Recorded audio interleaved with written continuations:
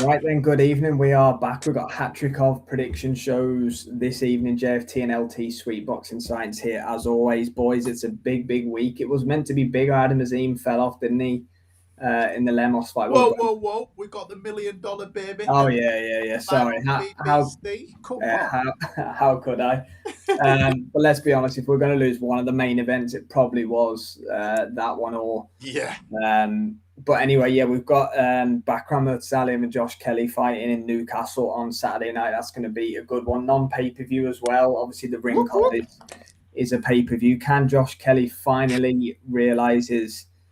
I was going to say his destiny, but it hasn't really been, has it? Obviously, from losing to Avanish in his only career defeat, he went on, he got a few good wins, didn't he, Troy? But we know Troy was depleted at 154. Ishmael Davis as well, but he was wobbled and buzzed a little bit in that last round. So I think he hasn't really been battle tested. Murtazaliev, it's an interesting one, isn't it? Great record on paper. Hasn't fought in 18 months since beating Tim Tszyu. I don't know why. There's no real reason. I don't know if he was injured or couldn't get a fight or whatever it was, but that probably plays into Kelly's hands. But I'm not sure Josh Kelly's been battle testing hard enough since the Abanisian fight to ready him for Murtazaliev. The way I see it, before handing to you boys, just he has to be perfect for 36 minutes. If he can stay out of the way of Murtazaliev for 36 minutes, he's got a chance. But can he do that? No, not for me. First thing I will say is they both look horrific this week. Josh Kelly looked like he's got something wrong with him. Murtazaliev looked like he'd been dug up from somewhere. The bucket hat. Murtazaliev looks really tight at the weight, doesn't he? Really tight. The problem for me is that David Avanesian is hasn't as good fundamental boxing. I just Jay. I'll kick him. Mate, you say that he's been inactive. I think Josh Kelly's been inactive for just a month shy of that. Because are we really going to class his under 3-minute blowout? I know what you mean. Neither of them are the most active of fighters in recent times. I just think Murtazaliev, when he was tested against someone that had been a world champion, that had been there and got the T-shirt. Me and you done that watch along, Sam, and we were actually watching through our fingers the last round because the referee, I think the referee wanted to see Tim Tszyu out on a stretcher because that should have been stopped after the second knockdown, never mind the two would have followed it. As Jay was saying before, I don't know, someone cut his electrics or something, neither of them looked good.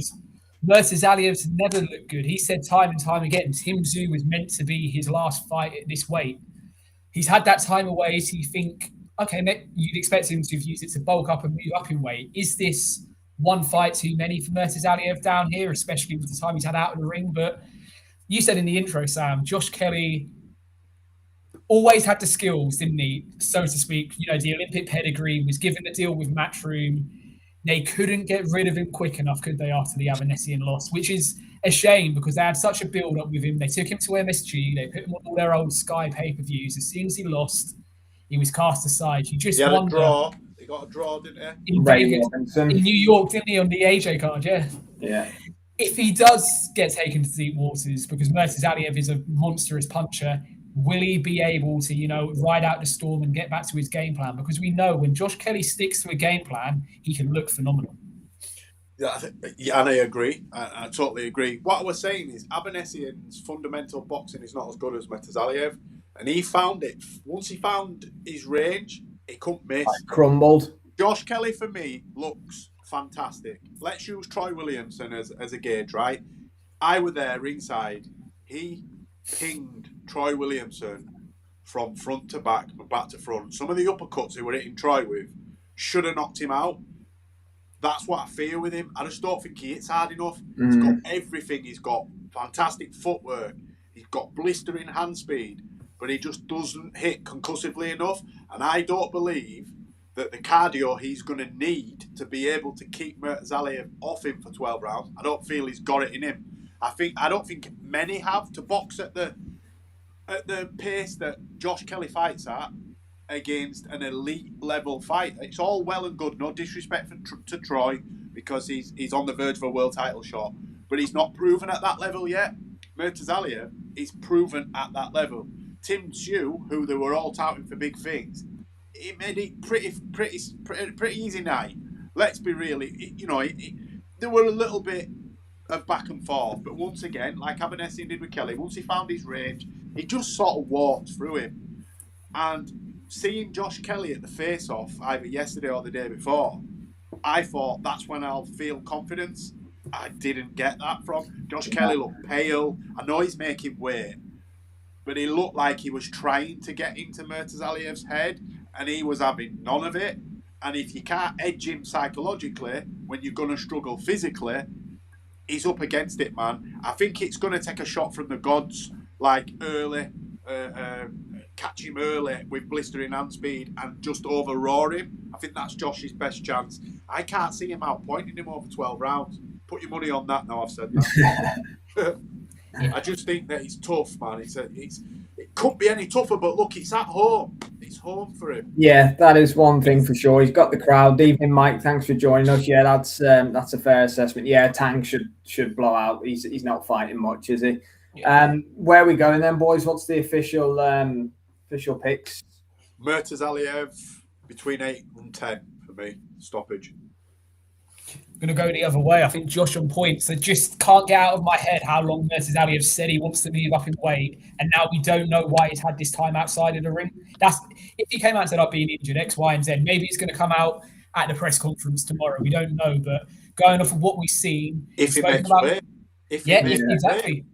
There's all these factors this week. You look at Murtazaliev, travelled over, we don't know how long he's been over here, long time out of the ring.